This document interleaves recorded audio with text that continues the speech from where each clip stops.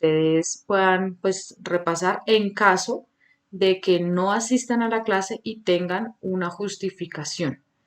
Si ustedes no asisten a la clase y tienen alguna justificación válida, pues se les puede dar la grabación. ¿Por qué? Porque si subimos la grabación al Classroom, pues varias personas van a tomar, digamos, como la iniciativa, que no es la idea, de que la ven grabada y no asisten a la clase y pues recuerden que es el 20% la asistencia de la clase, ¿vale? Voy entonces a compartirles aquí por el chat también este link, que este link es para que ustedes entren ese código, las va a llevar directamente al Classroom. Entonces acá ya les voy a presentar. Esta es como la pantalla de inicio del class. Ustedes ahí entonces ingresan y aquí van a encontrar lo siguiente. Van a encontrar el módulo completo. Ustedes ingresan acá y aquí encuentran el módulo completo que es allí donde están las actividades. Voy a proyectarlo acá, que yo acá ya lo tengo abierto para que el computador no esté lento.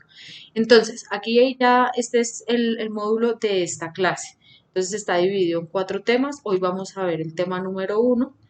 De pronto vamos a abordar aspectos del tema número 2 porque pues es un poco denso para la próxima clase. Ya les voy a hablar también del tema de los horarios porque veo como un poco de confusión en ese tema. Ya la próxima clase vamos a ver tema 2 y tema 3. Y en la siguiente clase vamos a ver pues el tema 4. ¿Listo? Si se dan cuenta, cada uno de estos temas tiene una actividad al final. Y ahí les explica qué es lo que tienen que hacer y la idea es que esas actividades son las calificables. ¿Listo? Está ingresando alguien más. Listo. Entonces, como está, esperemos que, listo, como está ingresando alguien, voy a volver a compartir el formato de la asistencia y pues aprovecho también para pedirles por favor la puntualidad para ingresar a las clases porque pues son 2 horas y la idea es que también por respeto a las personas que llegan a tiempo, pues la clase iniciaría más o menos a las 8:05, la estaríamos iniciando pues para que las personas puedan eh, pues vayan entrando. En el chat para la persona que acaba de entrar estoy poniendo el link para la asistencia y el código para que puedan entrar al Classroom. Ese código apenas ustedes entran, ya de una vez ustedes me aparecen acá en el Classroom. Entonces ya se asignan inmediatamente. Entonces les estaba explicando. Aquí en el Classroom primero está el módulo completo de, de la actividad, del módulo que vamos a trabajar, que viene siendo que es lo que vamos a trabajar ahorita. Seguidamente está el material complementario. Este material no es obligatorio, pero desde mi perspectiva es necesario. Entonces yo voy a ingresar acá para que ustedes lo puedan ver. Este material yo lo agrego acá para que ustedes tengan la oportunidad de pronto de repasar algunos conceptos y relacionarlos con otros que de pronto en la clase no se pueden abordar. Entonces aquí hay un PDF. Yo trato de que esos PDF sean muy, muy cortos, muy sencillos pues porque entiendo que hay personas recién egresadas del bachillerato y que textos ya muy académicos, muy digamos, muy de universidad, de pregrado, sería un documento que de pronto tenga conceptos que aún todavía no manejamos, pero por ahí en ya segundo o tercer semestre ya podremos trabajar un poco más lecturas de ese tipo. Esta lectura es mucho más sencilla, es muy cortica, pero la intención es que sí la puedan trabajar y la puedan tratar porque nos va a ayudar bastante a que pues aprendan mucho más. También subo, en lo posible trato de subir videos, pues porque entiendo que hay personas que entienden más, se les facilita más el tema audiovisual. Entonces también subo videos y es importante pues que ambos. Esto porque, digamos, lo resalto. Más que todo el PDF.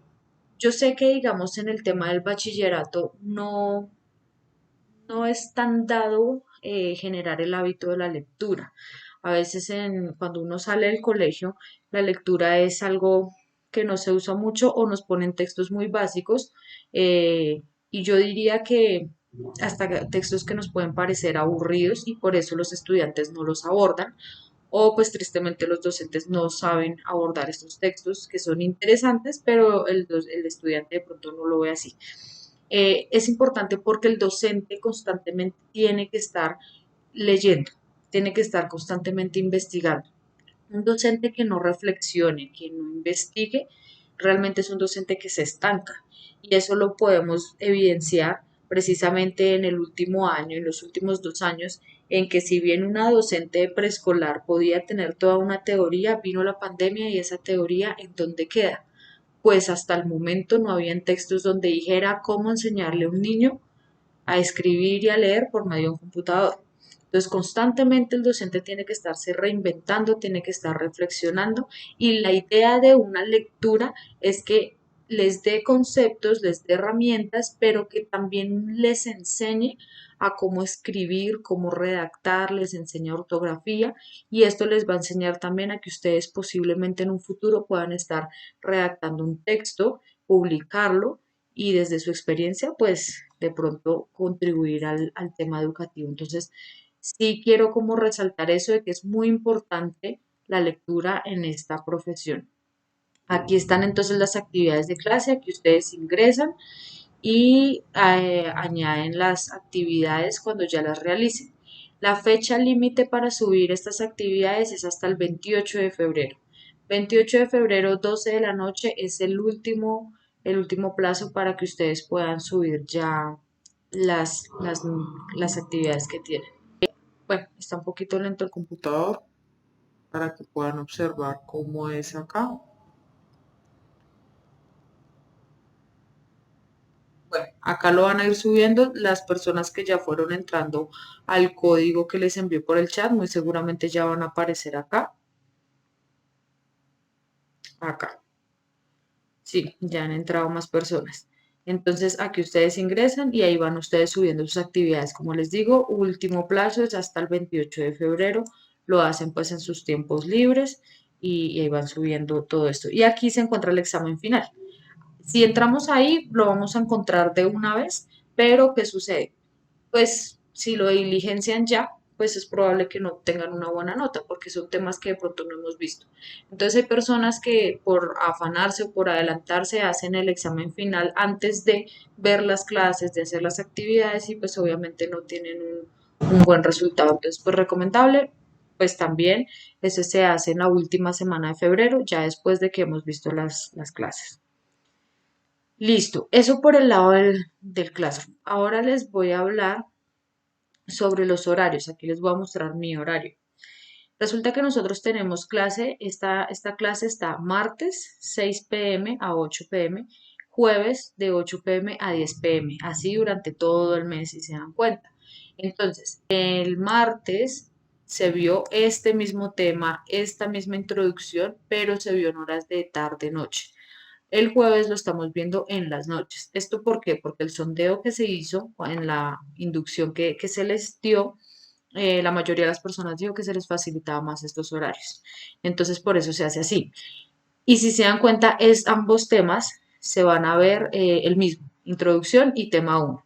La próxima semana, el martes 15, entonces se va a ver segunda sesión, que es tema 2, tema 3.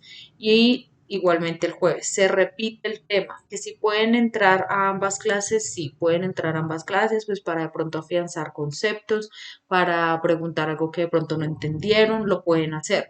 ¿Es obligatorio? No, no es obligatorio. Con tal de que entren a una de esas clases, ahí en la asistencia que yo les envié, pues ustedes ya ingresaron su asistencia, entonces de esa manera. Y así sucesivamente, pues también para dentro de 15 días. Como ven acá, aparece último plazo de entregas el 28 y viernes y sábado 25 y 26 de febrero, pues es el tiempo que tienen ustedes para diligenciar el examen final. ¿Listo? No sé si hasta ahí tengan alguna pregunta o si todo está claro.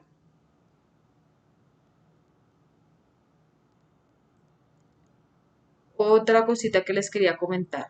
Cuando ustedes voy a mirarlo acá, lo tengo acá. Cuando ustedes vayan a entregar un trabajo, por favor entregarlo con esta información. Si quieren tomarle pantallazo, ahí está mi nombre, pues para que no se les olvide. Cuando vayan a subir actividades, pues lo suben con esta información. Entonces ahí lo dejo un ratico para que le tomen el pantallazo. Y también les quiero compartir otra cosita para que también me tomen fotos si pueden. Estos son los correos que ustedes, pues de pronto les interese más que todo. Este obviamente el de primera infancia, para que ustedes cualquier pregunta administrativa pues se remiten a este correo. ¿Administrativa de qué tipo? Pagos, horarios, todo este tema se remiten más que todo a este, porque los otros ya son los otros programas que se encuentran. ¿Listo? Entonces, pues nuevamente no sé si tengan hasta ahí alguna pregunta.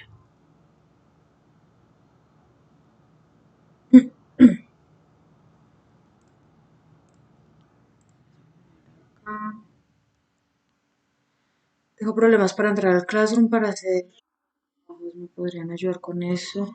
¿Qué clase de problemas, Gabriela, tienes para entrar al Classroom? ¿Qué te aparece? ¿Qué te sale?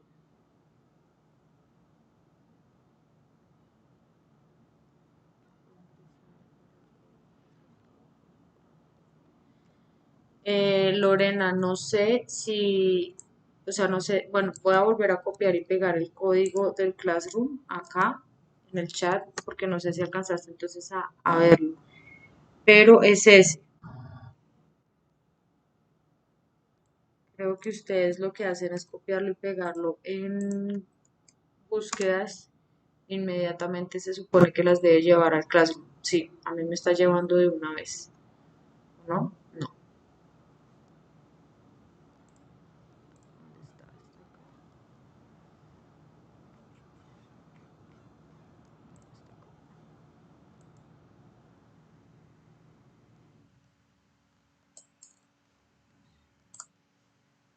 Voy a ponerlo nuevamente a ver, porque, bueno, ahí les voy a poner entonces el link que me dejó copiar, a ver si de pronto ahí sí las deja ingresar. Ese es el link del Classroom, a ver si de pronto así sí ya las deja ingresar.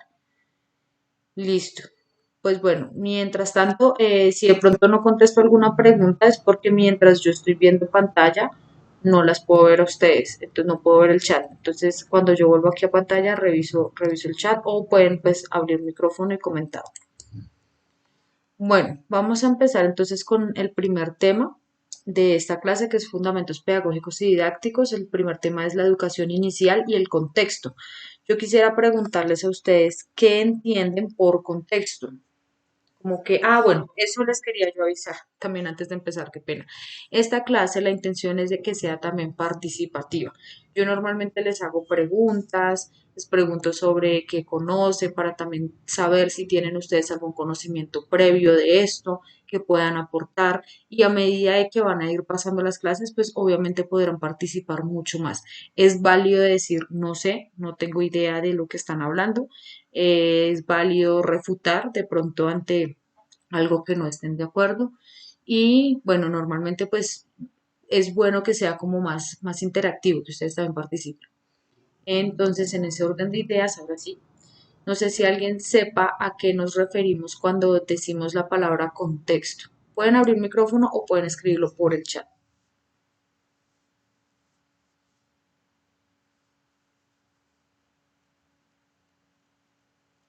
¿Cómo que se les ocurre al pensar o al escuchar la palabra contexto?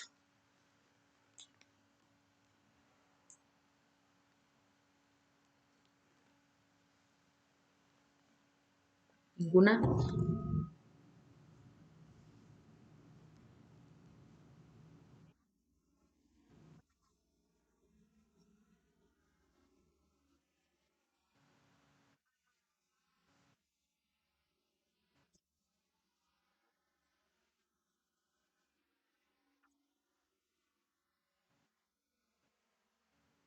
Sí,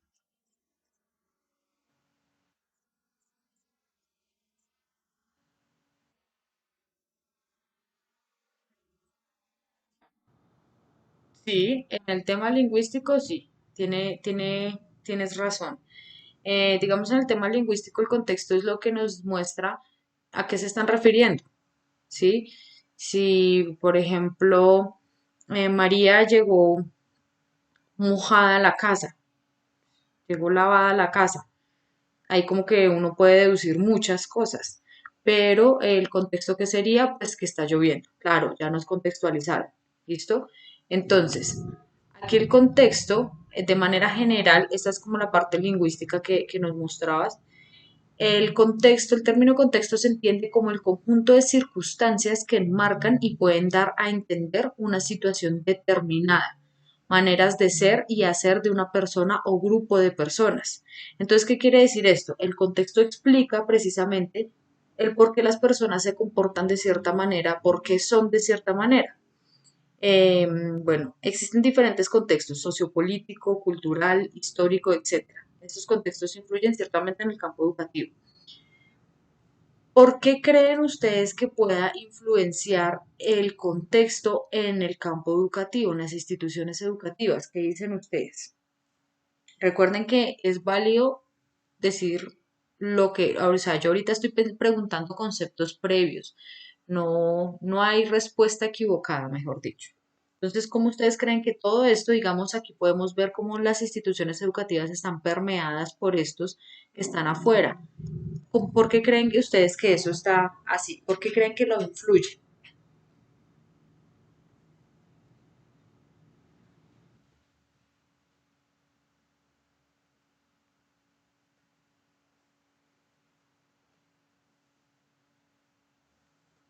¿O no se les ocurre nada por el momento?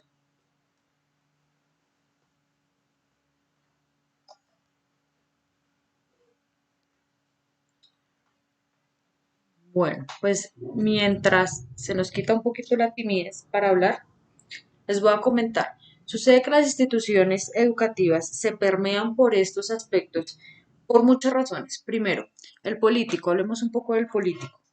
El campo político determina precisamente las leyes, las políticas públicas, las normas, todo esto que rigen pues a un país, ¿sí? Eso es como básicamente.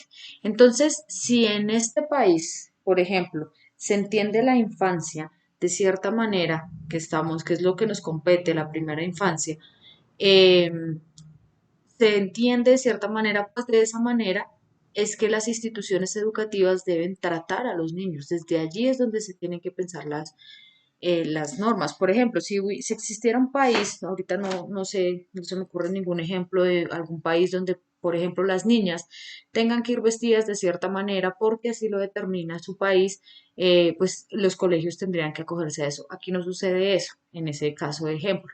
Por eso permean directamente a las instituciones. Las instituciones educativas tienen que pensarse en la normatividad del país y esas normas están permeadas por el contexto precisamente, porque la política lo que hacen los gobernantes es revisar qué necesidades tienen los ciudadanos, qué necesidades tienen, a qué necesidades tienen que responder y a partir de allí se generan las políticas públicas.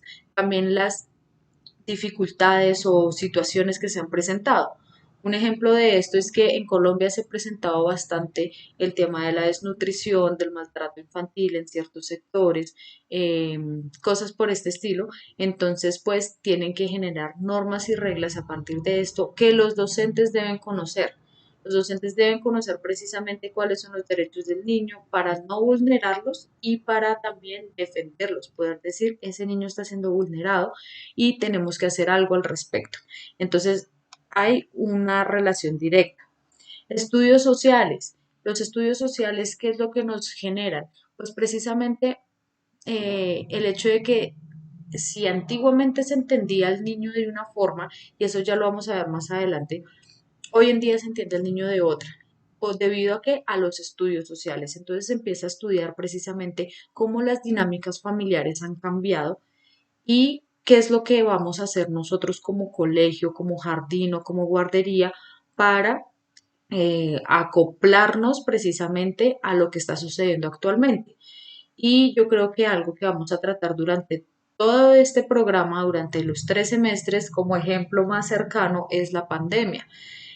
La pandemia es algo que cambió totalmente el planeta. O sea, yo creo que la vida se partió en un antes y un después de la pandemia, como así ha sucedido con las guerras y con otras situaciones. Antes de la pandemia, obviamente las instituciones educativas tenían ciertas dinámicas y las familias también, pero durante la pandemia tuvimos que ver contextos precisamente donde los papás ambos tenían que estar frente a un computador trabajando, un niño frente al computador trabajando, y eso si tienen a uno solo, porque si tenían a varios, entonces todos frente a una pantalla aprendiendo. Entonces los padres de familia, ¿qué tuvieron que hacer? Trabajar, hacer almuerzo, atender tareas, todo al mismo tiempo. Los docentes también les tocó acoplarse bastante a estas dinámicas, y esto ya ha generado estudios sociales de cómo entonces la educación se ha venido, tiene que ser transformada por medio de esto. Entonces también nuevamente vean la relación, la historia, cómo la historia intercede en las instituciones educativas. Ya lo vamos a ver porque desde el mobiliario, es decir, desde los muebles que hay dentro de los colegios, ¿por qué hay muebles del tamaño de los niños? Esto viene desde un tema histórico. Esto viene desde mucho antes. Entonces, todo esto, ¿cómo empieza a permear? Costumbres y hábitos. Las costumbres y los hábitos de un país también influyen, porque es precisamente desde allí donde nosotros también le enseñamos a los niños lo que nos parece a nosotros correcto y lo que nosotros normalmente acostumbramos. Es muy difícil que nosotros le enseñemos a un niño costumbres, por ejemplo, africanas, pues porque no es algo que esté en nuestro contexto inmediato, entonces realmente estaríamos precisamente descontextualizando al niño, porque no estamos en ese entorno. Entonces, realmente el contexto es eso que nos engloba totalmente de cierta manera. Ya les voy a explicar un poquito más esta forma con esta presentación. Hay contextos tanto desde lo más pequeño hasta lo más grande. Entonces hay un contexto que nos engloba como sujetos. Nosotros como sujetos venimos de nuestra familia. Así vivamos en el mismo barrio, en el mismo sector, en el mismo país. Nosotros en este momento estamos en el mismo país, pero nuestras familias son totalmente diferentes. Y así como para mi familia es normal que se hablen de cierta manera, tal vez en la familia de ustedes eso no es normal. Entonces démonos cuenta cómo cada hogar que hay es un contexto distinto, porque nosotros acostumbramos, hay personas que acostumbran a almorzar a cierta hora y hay otras personas que almuerzan a otra. Y eso, cómo se encuentra dentro de la escuela y tienen ciertos, por eso es que al principio los niños tienen ciertos choques y cambios de hábitos precisamente porque vienen de un contexto familiar único. Y eso lo tenemos que nosotros contemplar. Les voy a poner aquí un ejemplo. En una institución en la que yo trabajé, fui docente, había una niña que siempre se quedaba dormida en mi clase. Normalmente, pues como pues, tengo yo este conocimiento, no le llamé la atención, sino esperé a ver qué sucedía. ¿Por qué? Porque yo, pues, uno como docente puede determinar muchas cosas y es ahí el plus de nosotros, de que podemos entender de que a veces los niños actúan de cierta manera, no porque sean perezosos, no porque quieran ser groseros, sino porque vienen de un contexto. Entonces lo que se me pasó por la mente es, de pronto la niña no durmió bien, algo sucedió en la familia, porque eso sucede, si discusiones a medianoche, pasó algo y la niña no durmió bien, fue lo que se me pasó por la mente. Resulta que la rectora del colegio me llamó a mí la atención porque yo no hice la anotación de eso, no la puse a firmar observadora a la niña. Yo le dije, profe, pues la verdad no me parece, sino primero averigüemos el por qué la niña está durmiéndose en clase. La rectora me volvió a llamar la atención y me dijo que es que eso no solamente sucedía en mi clase, sino que en todas las clases la niña siempre se quedaba dormida. Yo le dije, con más veras hay que preguntar qué es lo que está pasando. El hecho es de que la niña le hicieron firmar observador, le llamaron mucho la atención y pues eso fue una situación tremenda. En una oportunidad que estaba yo entregando a los niños en la puerta, llega la mamá de la niña y la recoge y me dice, profe, mañana la niña llega tarde al colegio porque tenemos cita médica. Y le dije yo, ¿por qué? ¿Qué está sucediendo? Y me dice, lo que pasa es que la niña le descubrieron un coágulo en el cerebro que lo que hace es que ella tenga episodios de sueño inmediato. Es decir, ella está sentada y de un momento a otro queda profunda por ese coágulo. Entonces démonos cuenta cómo entender el contexto de un sujeto ya puede dar respuesta al cómo se está comportando, por qué se comporta de esa manera. ¿Sí? A eso pues es lo que quería llegar. Entonces tenemos como sujetos un contexto propio, es un contexto un poco más pequeño. También tenemos un contexto de sector. Nosotros nos comportamos también debido al sector en el que vivimos y a los sectores a los que visitamos. Las personas que están aquí conectadas, que de pronto son de Bogotá, se pueden dar cuenta que eso se nota subiéndose a un Transmilenio, yendo del sur al norte. Las personas cambian su comportamiento dependiendo del sector. Y en los sectores en los que nosotros vivimos, sabemos cómo comportarnos, sabemos a qué hora se puede salir, con qué confianza uno puede sacar el celular o definitivamente no. Ya sabemos qué contexto maneja nuestro barrio, nuestro sector, entonces de acuerdo a eso nos comportamos. La ciudad también. No es lo mismo el comportamiento de una persona bogotana a una persona que viva en un pueblo, una persona que viva cerca al mar, no es el mismo comportamiento ni es la misma persona, aunque vivamos en el mismo país. Y pues obviamente el contexto del país. También nosotros estamos manejando ahorita unas dinámicas dentro de nuestro país de, por ejemplo, de inflación, de situaciones políticas, hasta el tema de el Mundial de Fútbol que se acerca. Todo esto nos permea a nosotros como país y genera precisamente unos hábitos. Es normal, por ejemplo, ver euforia cuando Colombia juega partido y nos convoca como país y se divide según estos otros sectores. ¿Cómo mi familia vive, por ejemplo, un partido de fútbol? ¿Cómo lo ve? ¿Normal? ¿No pasa nada? ¿O realmente se reúnen a ver el partido? Démonos cuenta cómo depende eso en el sector, cómo lo toman en la ciudad y pues finalmente en el país. Entonces, eso es lo que hace referente al contexto y démonos cuenta cómo eso influye en las instituciones educativas. ¿Vale? Si tienen alguna pregunta, por favor, abrir micrófono y me van contando. Entonces, las instituciones educativas se rigen, pues lo que ya les comentaba, por leyes dadas por gobernantes del país y pues esto debido a las necesidades que encuentran. Asimismo, debido a las circunstancias sociales contemporáneas, tales como discursos como la diversidad, la equidad, el cuidado y las nuevas dinámicas de la actual pandemia.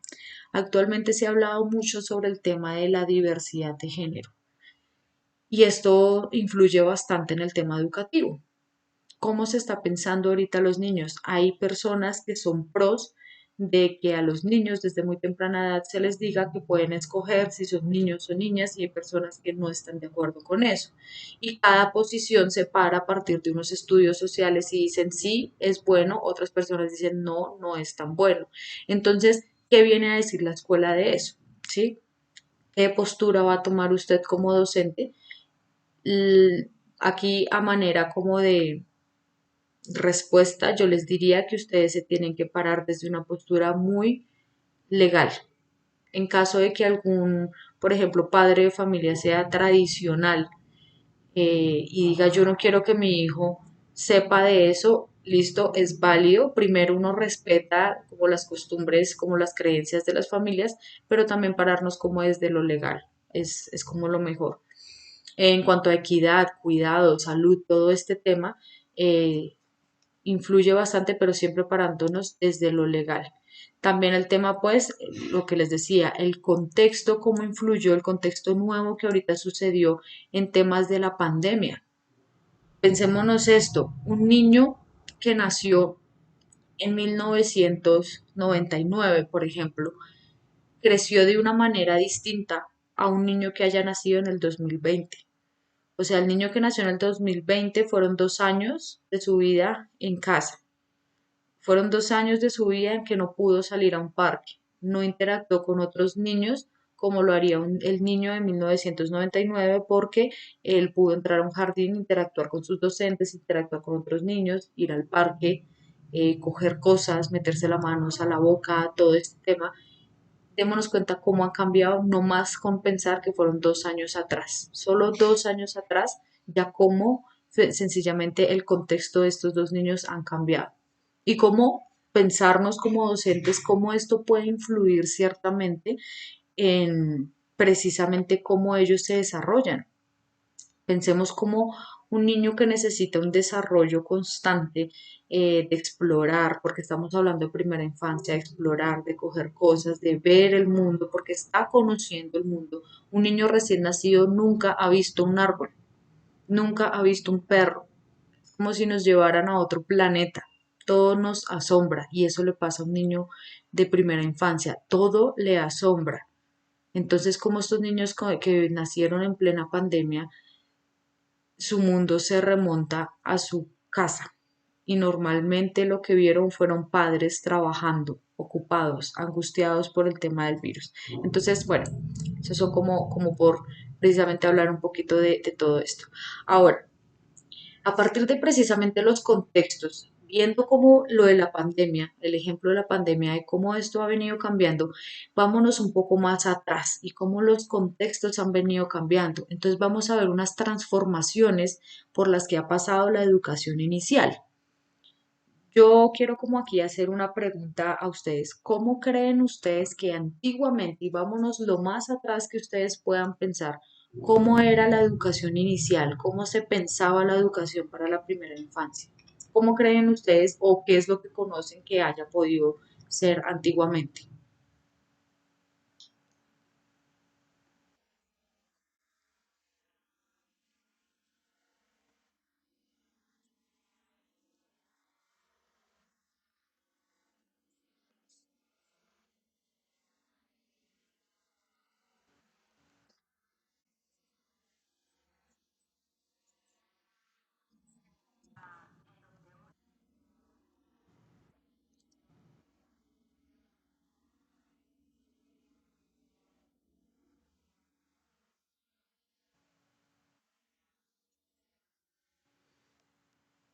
Sí, ¿alguien más?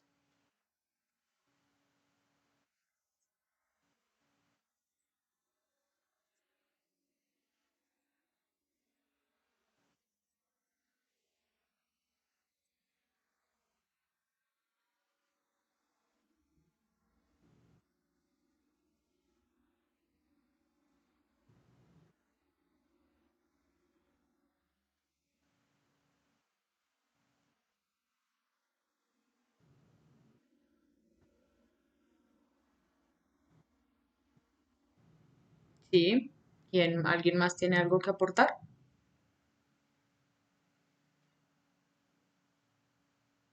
Bueno, pues sí, voy a leer este párrafo y desde ahí voy a partir recogiendo lo que ustedes han dicho. Dice, por su parte es necesario mencionar las transformaciones que la educación inicial ha tenido debido a lo largo de la historia. Esto debido precisamente al contexto de la época. Entonces, si nos remontamos a la época mucho más atrás, de hecho ni siquiera la familia existía. La familia es una institución creada precisamente políticamente, desde la parte política. La familia no existía. Era normal ver, y nos parece ahorita muy extraño eso, pero era normal el tema de que una mujer quedara en embarazo, tuviera su hijo y fuera abandonada.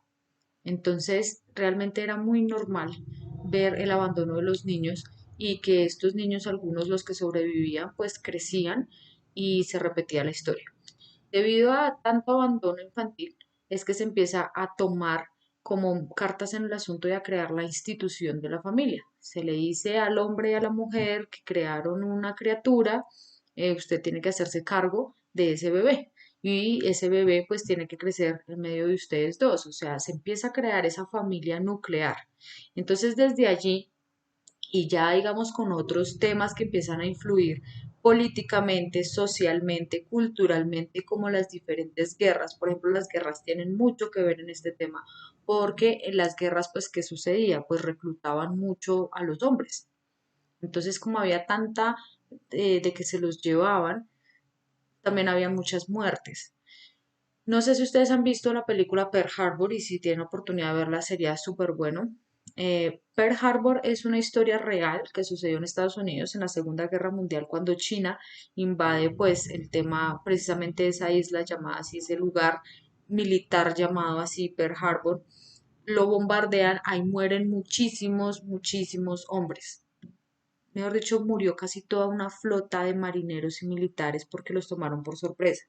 Entonces necesitaban igualmente mano de obra, necesitaban personas que ayudaran realmente a crear, pues a organizar el tema de los aviones, enfermeras, todo esto. Entonces, como mataron tantos hombres y posteriormente a los encuentros militares que hubieron después de esto, pues muchos más hombres fueron a la guerra, entonces empiezan a hacer llamado a las mujeres, empiezan a llamar a las mujeres y les enseñan realmente cómo hacerle un mantenimiento a un avión, empiezan a enseñarle cosas que entre comillas pueden ser para hombres. Igualmente el tema de la era industrial. La mujer empieza a trabajar, empieza a estar en el campo laboral y entonces es ahí donde se empieza a preguntar, bueno, ¿los niños en dónde quedan? Y empieza a aparecer el tema de las guarderías. Este tema, lo voy a poner ya por acá, empieza el tema de las guarderías, porque antiguamente, si nos vamos por allá años 40, 50, era más normal ver a la mamá en la casa, estando con sus niños, criándolos, cuidándolos, teniéndole la cena a su esposo, y esto era lo correcto. Pero debido a lo que les estoy comentando, entonces, tanto porque los hombres mueren, la mujer dice, ahora yo qué hago, tengo que salir a trabajar, y las mismas empresas empiezan a decir, necesitamos mano de obra y sale la mujer del hogar, por decirlo así. Aparte de todo que se empieza también a poner como muy de moda el abandono por parte del hombre en el hogar. Y los niños empiezan a quedar solos. ¿Qué vamos a hacer con esto? Entonces dijeron, listo, vamos a poner guarderías. En esa guardería precisamente pasa lo que la compañera estaba diciendo, de que solamente sucede el cuidado y la supervisión. Es decir, que el niño coma bien y que lo podamos supervisar. O sea, ver que no le pase nada, prácticamente. Y ya. Viene la mamá, lo recoge, se lo lleva y listo, se acabó el cuento. Ya después empezamos a pasar por otros temas de cuidado y formación. Entonces ya empezamos a decir, bueno, al niño se le puede dar alimento, pero y cuidarlo de que no le pase nada, pero vamos a aprovechar el tiempo de que él está acá y vamos a empezarlo a formar. Pero esto es de dónde nace. Precisamente aquí empieza una influencia política y social, porque también aquí estamos en medio de guerra. La Segunda Guerra Mundial, de hecho, fue algo que impactó muchísimo, porque aquí ya empiezan los políticos a decir, bueno, necesitamos militares, necesitamos personas que nos apoyen. Y la educación siempre ha sido muy buena para aprovecharse y manipular mentes. Desde los colegios, desde las instituciones educativas, se ha utilizado mucho este tema, pues porque precisamente se ha entendido que el docente tiene la razón, entonces creemos lo que los docentes dicen. Y aquí se empieza a utilizar mucho eso y un ejemplo de esto pueden ser las películas que tienen que ver con precisamente Alemania, Alemania nazi, cómo le enseñan a los niños a que Hitler es el que tiene la razón, a que los judíos son los malos y las razones de por qué decían esto. Y los niños crecen con esa mentalidad, ¿para qué? Para ser futuros soldados y eso era realmente un halago, un ser un soldado alemán nazi. Y por qué no también decirlo, de pronto por el otro bando, en Rusia, tal vez hacían lo mismo con los niños, les enseñaban y les mostraban como su perspectiva. Ya después empezamos con unos estudios precisamente, estudios sociales, estudios por diferentes profesionales que ya los vamos a ver más en detalle. Empiezan unos estudios a decir, bueno, los niños pasan por unas etapas, los niños necesitan una estimulación, necesitan ciertas cosas, entonces vamos a empezar a tratarlos desde allí. Entonces ya empieza el tema de la estimulación que mencionaban. Ya necesitamos realmente ayudar al niño en ciertas etapas de desarrollo, pues para que próximamente se convierta precisamente en un ciudadano funcional. ¿Listo? Pero ya vamos a hablar un poquito también de ese término y cómo es visto hoy en día. Y ya empezamos a hablar más sobre estimulación y socialización. Nos damos cuenta que ya el niño, si bien todo esto como que se va sumando, porque el cuidado en la escuela no se ha quitado. Al niño igual hay que darle sus onces, al niño igual hay que darle su almuerzo, hay que cambiarle el pañal. El cuidado y la supervisión no se ha quitado, pero sí se ha venido añadiendo otras cosas. Y finalmente empezamos a hablar sobre una educación inicial integral. ¿Qué quiere decir integral? Que yo entiendo al niño como un todo. No solamente lo entiendo como un niño que necesita alimento, que necesita supervisión o que tal vez necesita aprender, que también fue otra etapa y es una etapa que todavía se presenta y que solamente el niño necesita aprender, no. Nos estamos dando cuenta que el niño es un todo, necesita desarrollarse de manera motriz, de manera emocional, que esa es un área que todavía nos falta muchísimo, de un área social, aprender a socializar con otros. También el contenido académico es necesario, que aprenda a escribir, que aprenda a leer, claro que es necesario, pero entonces ya vamos a ver cómo ciertas áreas se han venido descuidando y el por qué. Entonces, vamos aquí, les voy a proyectar acá una línea del tiempo que encontré por internet que nos va a ayudar a entender un poco esto.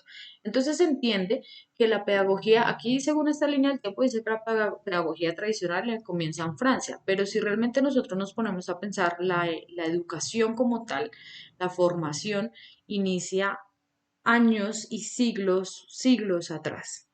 El simple hecho de que hasta en temas de los egipcios tenían sus escuelas, de pronto no una escuela como una institución como tal, un edificio donde la gente vaya a aprender, pero el simple hecho de que una persona se siente a enseñarle a la otra persona algo ya era una acción educativa. Si nos vamos mucho, mucho más atrás, hasta en temas de los inicios de los seres humanos, el tema de los cavernícolas, pues se tuvieron que transmitir cierto conocimiento, ciertas habilidades, enseñarle uno al otro cómo utilizar una herramienta y de allí empezar a generar precisamente ese conocimiento entre la manada que era. ¿Sí? Y pues entonces podemos ver que la educación viene mucho, mucho más atrás, el cómo yo, que sé algo, se lo enseño al otro. Pero entonces esto ya se empieza a institucionalizar de un tiempo para acá. No estoy muy de acuerdo con que diga que comienza en Francia por lo que les comento. Digamos, en Grecia ya habían escuelas filosóficas donde pues se generaban ciertos conocimientos y ya era una institución como tal dada. Entonces esto viene ya, se remonta de mucho más atrás. Eh, Normalmente ya desde esta parte se empieza a ver cómo después de Cristo la educación es meramente cristiana, católica principalmente. La Iglesia Católica influye bastante. De hecho, de allí, y como les decía, como antiguamente era normal ver niños abandonados, empiezan estas iglesias, estos sacerdotes a generar el tema de los, ¿cómo se llaman? No, no son guarderías, sino orfanatos, los niños que son huérfanos o que fueron abandonados, y es muy común escuchar esa historia, pues antiguamente, de los padres que iban, dejaban al niño en el orfanato y no lo volvían a ver.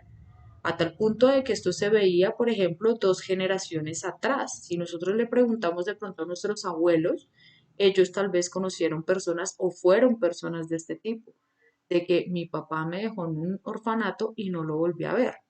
Entonces esto realmente, aunque viene de mucho atrás, se puede ver, se pudo ver hace poco realmente. Y los sacerdotes son quienes empiezan a enseñar a partir de su conocimiento católico. Entonces se empieza a entender al niño como un ser pecaminoso. Al niño se le ve como un ser que viene con el pecado adentro. Y esto está escrito por algunos estudiosos de la época que decían el niño viene con el pecado adentro. ¿Por qué? Pues porque el niño es inquieto, ríe duro, hace escándalo, rompe cosas, es travieso, a veces no hace caso. Entonces se creía que el niño era un ser que venía con el pecado adentro y que tocaba sacarle ese pecado, como llevarlo a la luz. Y de ahí viene el concepto alumno. Alumno significa un ser sin luz, no tiene luz. Y una persona ilustre se entiende como alguien inteligente. Entonces, desde ahí, por eso es que a mí el tema alumno no me gusta, sino utilizo más el tema estudiante, una persona que está estudiando. Entonces, desde allí viene todo este tema, a eso añadirle que en esta época todavía a las niñas no se les permitía estudiar porque pues por obvias razones las niñas tenían que estar en casa ayudando a su mamá, porque papá trabaja, el niño estudia. Y también depende esto de las clases sociales. Las clases sociales altas pues tenían acceso a estos estudios. Las clases sociales bajas aún no. Ya cuando empezaron a abrir el tema de los orfanatos, pues entonces ahí ya empieza educación para pobres y los niños de pronto de alta clase, pues tenían sus tutores privados. Empiezan a aparecer entonces personas aquí en esto, como en el proceso, que empiezan a influir directamente. Por ejemplo, acá alguien sabe el tema, por ejemplo, Galileo Galilei, alguien sabe o conoce de pronto qué aportó Galileo Galilei a la humanidad como tal.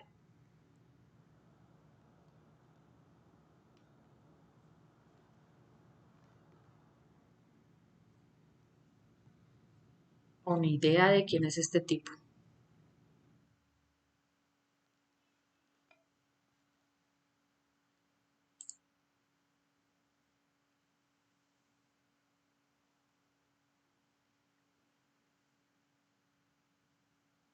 Listo. Pues Galileo Galilei resulta que fue un señor que él creó el primer telescopio en el mundo. Él fue el que creó el primer telescopio en el mundo y también empezó con la teoría de que la Tierra primero es redonda, no es plana. Y segundo, dio a entender que la Tierra no es el centro del universo, sino era el Sol. Entonces, pues se imaginarán el problema tan tremendo en el que se metió este señor Galileo, porque él creo que hasta murió en prisión, porque le dijeron no, o sea, si nosotros somos creación de Dios, nosotros somos el centro de Dios y la tierra es plana porque es lo que estamos viendo, es plana, entonces usted está supremamente equivocado. Este señor lo metieron en la cárcel y todo, hasta que él pudo comprobar realmente lo que dijo y cómo estas personas que están acá, como Isaac Newton, Descartes, todas estas personas influyeron en el conocimiento humano y hizo que las instituciones educativas cambiaran su discurso. Entonces, no solamente el pedagogo, no solamente la persona que estudió educación cambia la educación, sino realmente otros profesionales vienen a entrar acá y ya vamos a ver cómo hasta biólogos influyeron bastante. Aquí vemos a Rousseau, Juan Jacobo Rousseau. Rousseau, bueno, tiene una obra muy famosa que se llama El Emilio. Si tienen la oportunidad de leerla, muy recomendada, donde él explica precisamente cómo los niños aprenden más cuando se les deja explorar. Él empieza a explicar, él aquí empieza como a revolucionar un poco el tema de la educación, donde el niño no es que necesite tanta supervisión para aprender algo, sino que realmente necesita más que todo la exploración. Y todo esto ya empieza a influir un poco en el tema de precisamente la educación.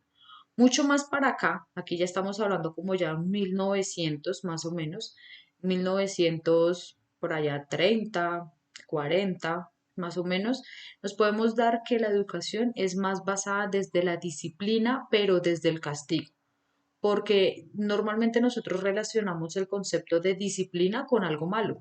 Disciplina es precisamente golpe, castigo, es algo fuerte. Disciplina es un concepto totalmente diferente, pero pues es más relacionado con este tema. Si se dan cuenta, aquí los pupitres, las sillas donde los niños son ubicados, son como pegados, martillados contra el piso. No tienen oportunidad los niños de mover la silla ni la mesa y son dirigidos siempre hacia el docente. La silla no se puede mover y siempre están mirando hacia el docente.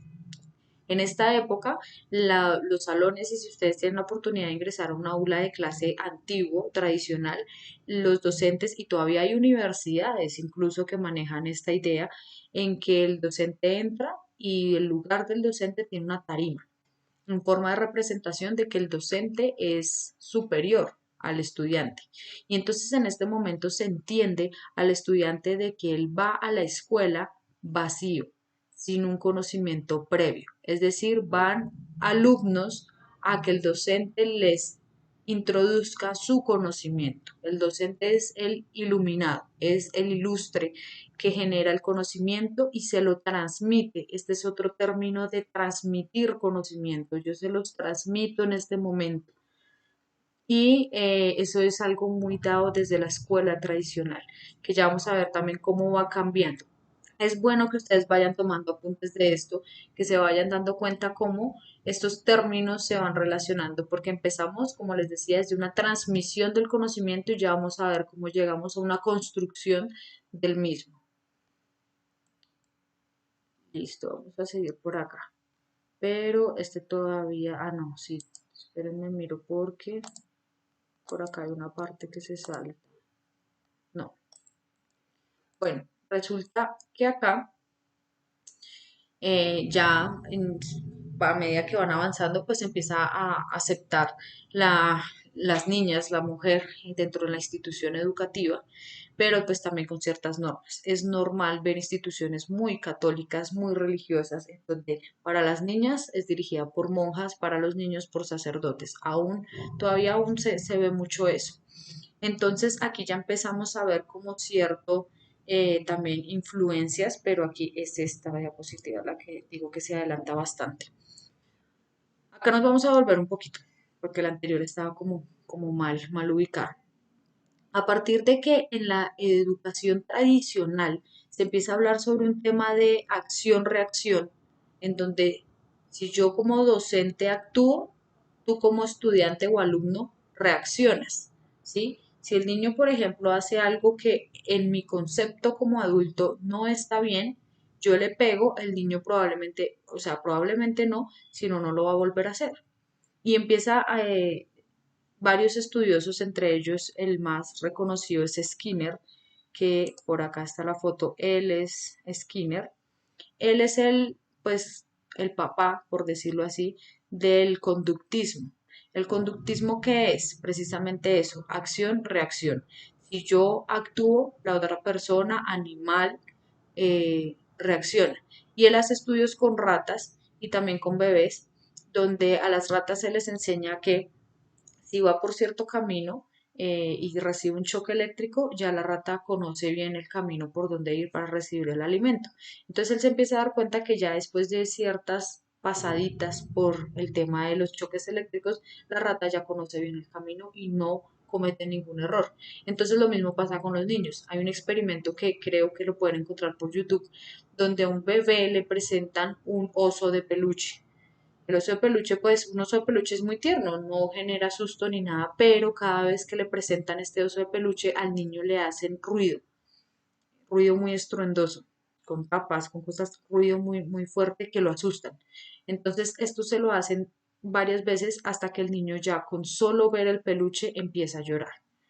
Y con esto él demuestra en que si yo actúo, el niño reacciona a como yo quiero. Entonces yo conduzco al niño, le genero las conductas que a mí me parecen apropiadas. Yo necesito que el niño esté sentado todo el tiempo, entonces yo le genero esa conducta para que él sí o sí lo haga. Y bueno, ya les voy a hablar un poquito sobre esto. Esto es muy dado, el conductismo es una educación muy militar, si ustedes se dan cuenta. Y pues hablándolo realmente, si ustedes nos ponemos a analizar, los policías, los militares reaccionan de esa manera. Ellos son muy acción-reacción, porque les enseñan precisamente a eso, que usted reacciona frente a un estímulo. Y si el estímulo es un golpe, yo reacciono inmediatamente. Entonces, no es una formación, en algún momento hablaremos sobre la diferencia entre el concepto de educación, formación y adiestración. Realmente lo que tienen este tipo de educación es que adiestra, tal cual como se adiestra a un perro.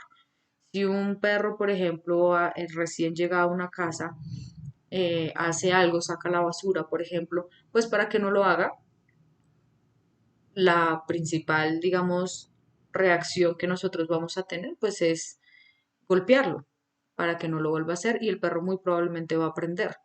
¿Por qué? Porque el perro es un animal que no razona y que muy difícilmente me va a entender con el diálogo. Sí lo hacen, pero es un proceso mucho más largo a yo llegar con un periódico y golpearlo. Y lo mismo pasa con el ser humano. Es mucho más largo el proceso, mucho más demorado si yo me pongo a dialogar, a que yo entre y haga un estímulo que haga que esa persona se comporte de la manera como yo quiero. Entonces la educación tradicional se basa en eso, en que yo Genero una acción, usted una reacción y usted se corrige.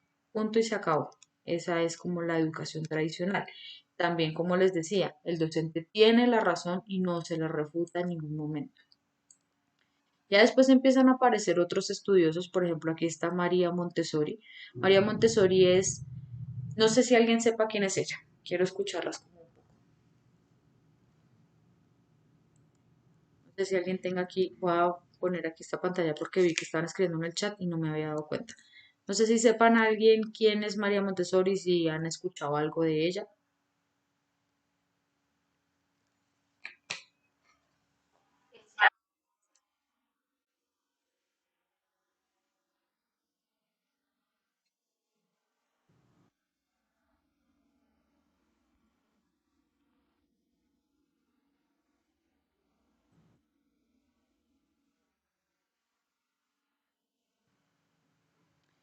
Sí, pues dime, dime.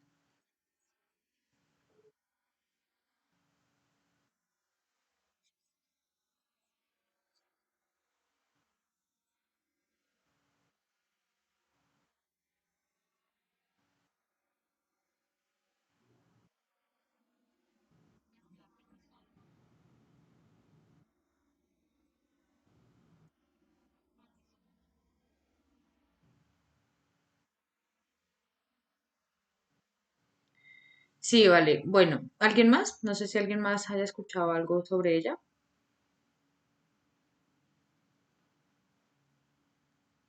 Bueno, pues resulta que María Montessori, ella no es pedagoga, ella en un inicio es doctora, ella es médica.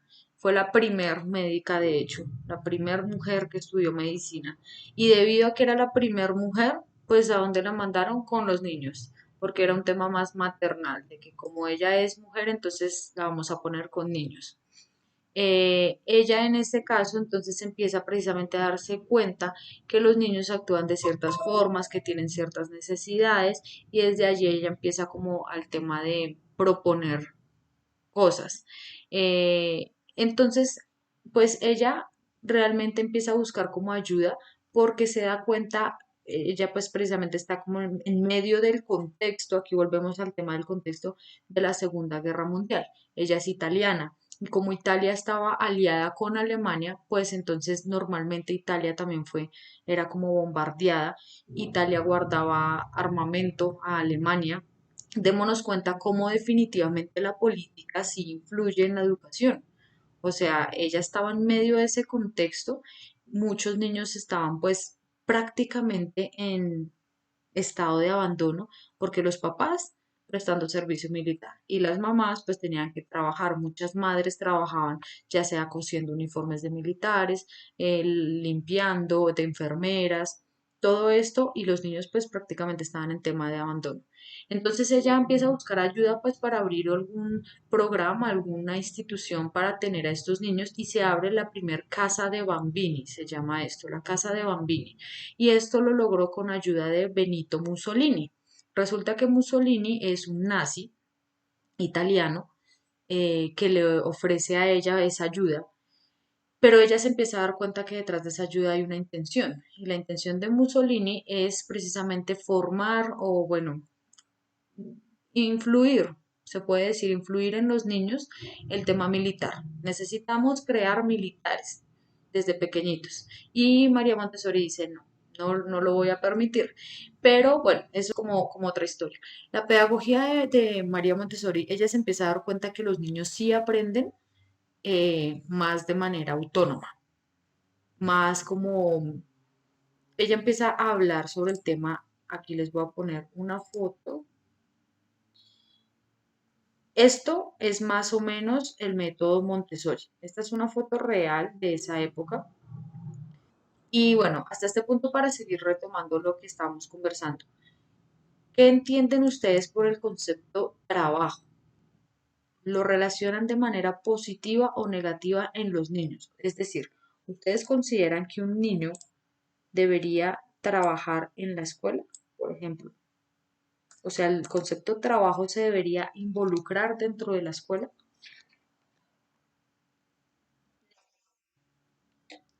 ¿Por qué razón?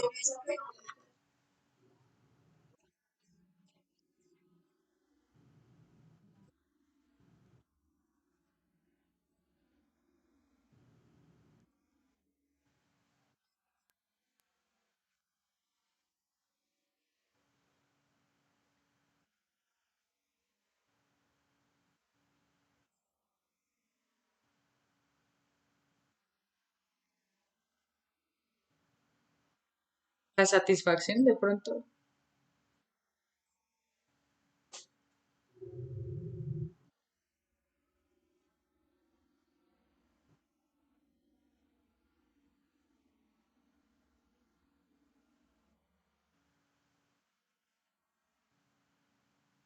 Ok, vale. ¿Quién más? Piensa que les genera el concepto trabajo en medio de la primera infancia.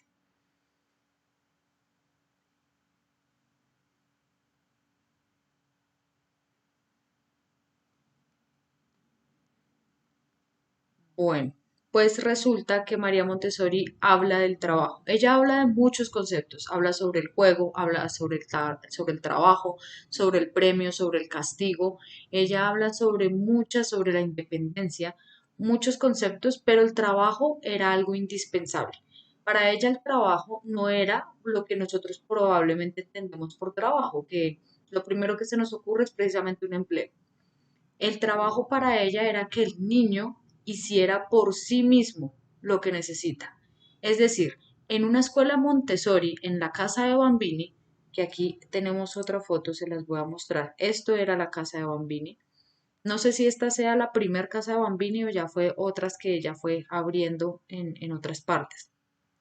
En la casa de Bambini era normal ver a un niño, por ejemplo, en horas de las 11 o del almuerzo, tú vas a poner los platos, tú vas a traer las cucharas, tú vas a barrer. Eso era una casa Bambini, todos hacían algo y ella lo que dice en su teoría es que los niños aprenden de esta manera, o sea, el simple hecho de que un niño esté barriendo está trabajando su motricidad y también está trabajando su independencia. Entonces, ella, por ejemplo, decía en un texto, sí, en un texto de ella, que para ella era bueno tener que los niños tuvieran loza de porcelana. Normalmente hoy en la actualidad nosotros decimos no, porque se puede cortar, porque se puede romper, porque el niño va a botar el vaso, sirvámosle en vasitos y platos de plástico. Ella decía no. ¿Por qué? Porque es necesario que el niño rompa el vaso. Es necesario que si al niño se le cae el vaso, vea que el vaso se rompe. Es decir, hay una consecuencia y para la próxima el niño va a ser más cuidadoso. Entonces, para ella esto era, era como lo normal. El trabajo para ella también era, hoy es día de jardinería, tú vas a rastrillar, tú vas a regar las plantas, tú vas a recoger los frutos, porque en esa época no era como tan institucional como lo vemos ahorita. Un colegio ahorita es más un edificio. En esa época era más así como tipo campo. Entonces vamos a recoger los frutos, vamos a sacar papa, vamos a realmente a trabajar. De pronto que un niño se hiciera una llaga con algún, no sé, sacando moras, que la mora tiene espinas, se rompió el dedito, se sacó sangre, no era maltrato infantil. Era sencillamente el niño está aprendiendo, se está dando cuenta que si se corta tiene sangre. O sea, des en cuenta como todo esto, ella decía, todo tiene un trasfondo y el niño con todo está aprendiendo. Ahora, María Montessori presentó, ella fue la que presentó la importancia de este tipo de muebles para el niño. Un mueble que el niño pueda correr la silla, un mueble que el niño se pueda sentar y pueda tener sus pies sobre el piso, no que le queden los piecitos colgando, sino que el niño sea una mesa acorde a él, que tenga cosas acordes a él, que los muebles donde él se acerque a coger los libros los pueda coger, no necesite al adulto para que le alcance un libro, no necesite al adulto para colgar su chaqueta. Ellos empiezan ya solitos a hacer esto y les empieza a generar esa independencia. También empieza a trabajar mucho el tema de los grupos. Des en cuenta que aquí, no sé, digamos, especulemos que la clase sea, bueno, estamos en juego libre, cada niño se acerca al juego que realmente le interesa. ¿Qué es lo que quieren hacer? Las mesas y las sillas no están dirigidas a ningún tablero, pero están aprendiendo.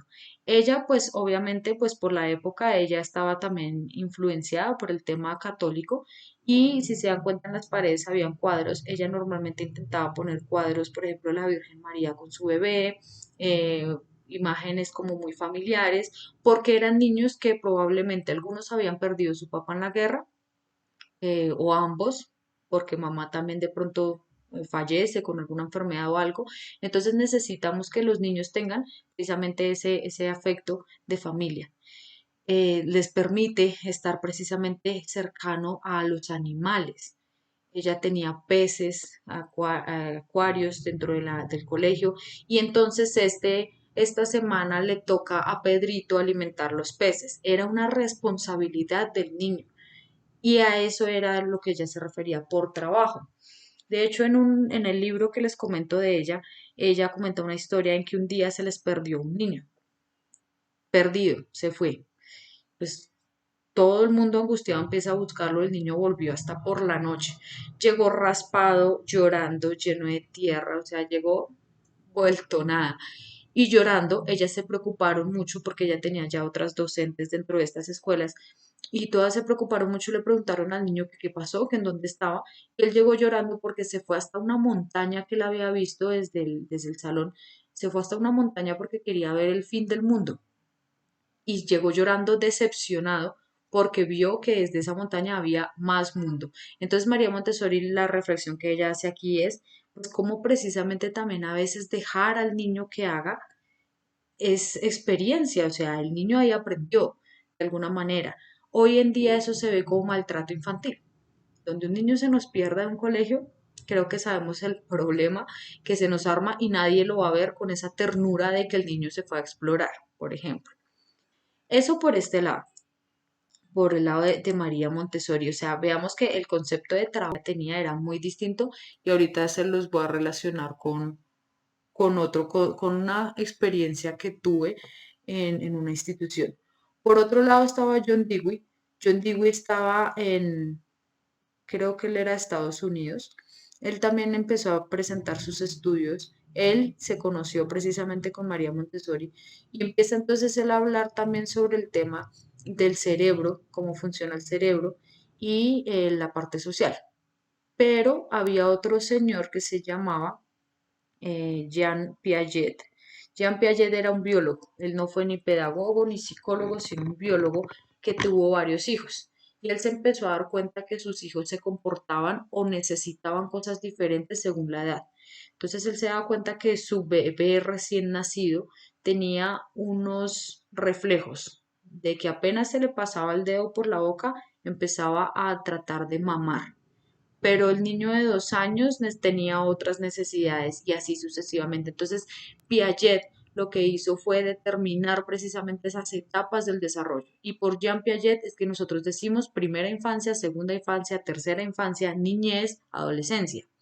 O sea, tenemos esas etapas y dentro de la primera infancia hay muchas etapas.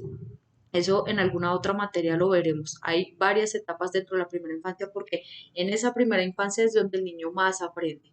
Y él determinó eso, que el cerebro de un niño desde la gestación hasta los 7 años, el cerebro está totalmente abierto para aprender todo. Y lo que realmente determinamos a una persona como adulta es lo que sucedió cuando era niño. Por eso un trauma en la primera infancia es muy difícil de trabajar en la adultez. Y lo podemos decir así. Por eso es que hoy en día nosotras como adultas podemos decir, yo por qué me comporto de esta manera, por qué me duele tanto, por ejemplo, el abandono de mi pareja, por qué me duele tanto que mi mamá actúe de cierta manera, porque resulta que en nuestra infancia tuvimos ciertos patrones que nuestro cerebro a los 7 años prácticamente se cerró y lo que fue, fue. Es decir, desde el nacimiento, desde la gestación hasta los 7 años, determinamos qué va a hacer esa persona. Que se puede trabajar, sí, que se puede corregir, sí, pero requiere trabajo. Y es ahí, me quiero extender un poco acá, donde podemos decir, es que hoy en día a los niños no se les puede decir nada. A mí me choca un poquito eso. Es que a los niños, a los adolescentes de hoy no se les puede decir nada porque ya se quieren suicidar. No, realmente no es eso. Lo que pasa es que antes se les andaba más duro y los traumas se callaban, los traumas no se decían, los traumas no se expresaban, sino sencillamente les enseñaban a las personas, y hablo de hasta de pronto nuestros papás para atrás, a que usted se calla y se calma. De hecho, a mí cuando un papá se me acerca y me dice eso, es que como a mí me pegaban, y míreme aquí, profesora, yo estoy bien. Yo lo que les digo, bueno, ¿a usted le parece que usted está bien? O sea, no creo que esté muy bien para permitir y creer que un golpe educa. Yo no estoy diciendo que al niño se le tiene que dejar hacer lo que quiera, pero permitir, o sea, creer que un golpe educa, eso es un trauma que usted tiene en la infancia. Es totalmente ilógico, porque nosotros le decimos a un niño cuando le pega al hermano, cuando le pega al niño, por medio de un golpe que no debe golpear. Estamos siendo totalmente ilógicos, irracionales, que no debe gritar y se lo estamos diciendo por medio de un grito. Entonces, Jean Piaget realmente lo que determinó fue eso, qué es lo que sucede y él entendió que en esas primeras etapas del desarrollo es crucial, crucial lo que se hace y lo que se deja de hacer. Que eso ya de pronto en otra materia, en crianza, vamos a empezar a hablar más a profundidad de eso. Pero llega un señor que se llama Lev Vygotsky, él es psicólogo, y él empieza a decir a Jean Piaget, eso no es tan cierto. ¿Por qué? Por el contexto. Porque es que Jean Piaget lo que está diciendo es que un niño recién nacido que nazca en la China y un niño recién nacido que nazca en Estados Unidos necesita lo mismo. Sí, puede ser posible. Necesitan lo mismo y pueden nacer hasta con los mismos reflejos de mamar, de coger. No sé si ustedes se han dado cuenta que un bebé recién nacido, si siente algo en la palma del dedo, de la mano, lo primero que hace es cerrar. Ese es un reflejo que ellos tienen. De una vez cierran. Y eso, hasta de esos hay memes que dicen que no hay algo más, acto más rápido que un bebé cogiendo algo, el cabello, el arroz, la comida, todo esto, ellos de una vez cierran. Y eso es un reflejo que todos tienen. Pero a medida que el niño se va creciendo, las necesidades cambian. ¿Por qué? Porque lo que llegó a decir Lev Vygotsky fue decir el contexto influye. Un niño que nace en la China eh, va a querer y va a aprender cosas diferentes que un niño que nace en Colombia. Entonces empieza el tema de la socialización y entonces estas dos personas empiezan también a decir, sí, es cierto, hay que empezar a meter el tema de la socialización y el contexto influye bastante en eso. Entonces empieza como a suceder toda esta situación. Acá, bueno, el tema militar, lo que pasa es que está como revuelta estas presentaciones que encontré. También empiezan a suceder, bueno, más estudios donde ya se empieza como a institucionalizar mucho más la educación y se empieza a entender al niño ya más como de una forma más integral. A este punto ya se sabe que el niño tiene unas etapas del desarrollo, ya se sabe que el niño necesita también afecto, necesita explorar, necesita aprender, necesita tener como cierta libertad, pero de alguna manera como que no, si nos damos cuenta de eso todavía no se da. Este señor, él es Paulo Freire, él es un estudioso brasileño que él lo que habla más que todo es de la pedagogía del oprimido. Él se centra más que todo precisamente en la educación de adultos. Y es aquí donde lo relaciono con lo que les comentaba de la infancia, porque él se empieza a dar cuenta que la gente adulta se comporta según lo que le pasó también en la infancia. Y entonces él habla sobre la pedagogía del oprimido y cómo precisamente el contexto histórico influye en lo que hoy en día somos. ¿Por qué Latinoamérica hay tanto robo? ¿Por qué en Latinoamérica nos caracterizamos de ser vivos, entre comillas? Nos caracterizamos por esa malicia indígena. ¿Ustedes qué creen? ¿Por qué nosotros Latinoamérica nos caracterizamos por eso?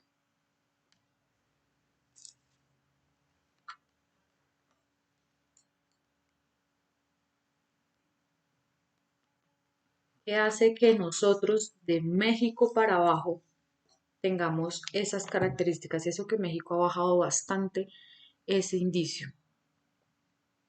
Pero ahorita lo que es Colombia, Venezuela, Brasil, Argentina no tanto, ya les voy a comentar por qué, pero no sé si a ustedes se les ocurra algo de por qué nosotros somos así. No se les pasa nada.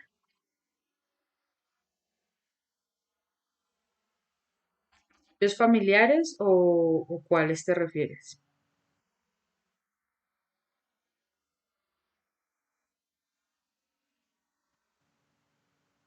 Sí,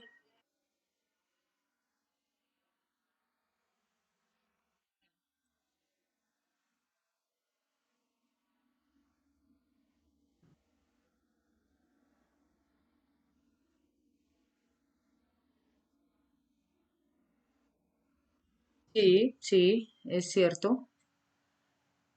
¿Alguien más? ¿Tiene alguna idea?